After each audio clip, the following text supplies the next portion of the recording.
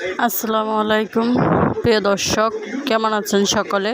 আশা করি সকলে ভালো আছেন।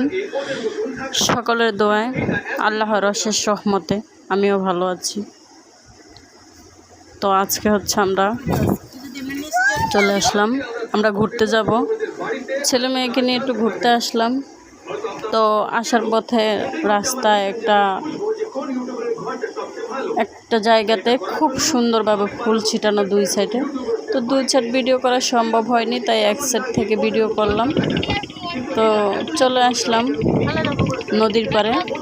আসার পরে ছেলে মনে করেন তো আমার সেই খুশি, মুক্ত বাতাসে কতক্ষণ ছোটাছুটি করলো। তারপরে ছেলে আমার মহা খুশি, মহা আনন্দ। দেখেন সে কীভাবে ছোটাছুটি করতেছে। হ্যাঁ, এখন সে খুব খুশি। সে এখন এই যে আবার চলে আসছে।